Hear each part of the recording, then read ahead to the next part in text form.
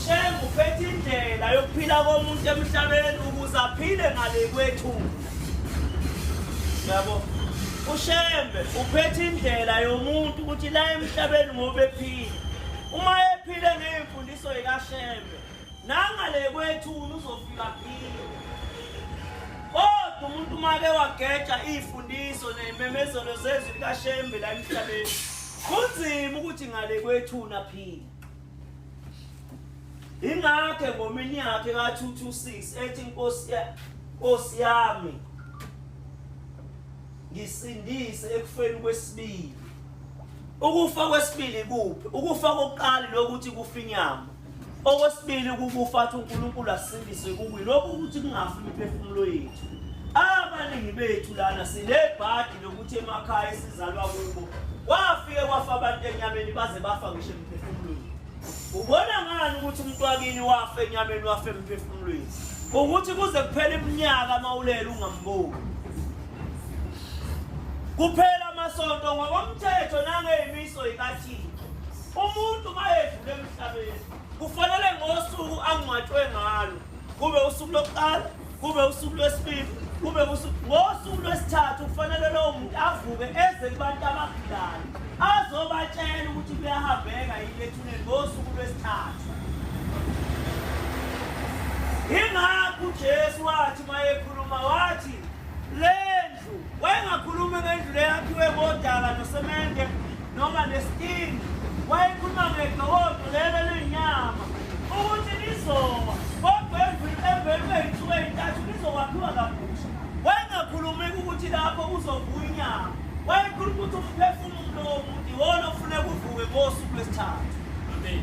Iphutha nenkinga esibhekene nayo nawe obhekene nayo kini ukuthi labantu abasizalayo nabantu abadlulela abazali obaba bethu ababuyi namhlanje. Isizathu sokuthi bangabuyi ukuthi badlule emhlabeni bengahambanga noma bengabanga nenhlanhla yokuzwa iy'miso nezwi likaShembe.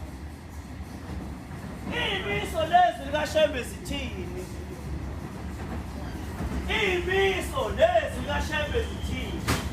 Zithi awukho umuzi oyokwakhiwa umuntu engenayo umkakhe. Iy'miso lezo. Mawukhethwe lezo y'miso usibekile emathubeni okuthi nama udlule emhlabeni ngeke ube umsamo omuhle ebantwaneni ozobashiya emhlabeni. Kungakho enkolweni yamaNazaretha noma enkolweni ekhulunywa nguShembe ekugcizelela ukuthi kwakhiwa isizwe. Isizwe sakhiwa ngani na? Sakhiwa ngabantu ababili. Abenze njani abantu ababili? Owesilisa ubona owesifazane. Lo wesilisa besethubela abantu ekhaya kubo. Ayocela ukuthi lo muntu wesifazane akeze ekhaya kuba azoba umkakhe. Ngasikhathi enza njalo wenzani? Wakha isizwe. Kodwa mina nawe masibolela ngametethi ingane yomuntu bese siyithatha silale nayo ngaphandle kokukhulumisana kwemindeni emibili simoshizwe.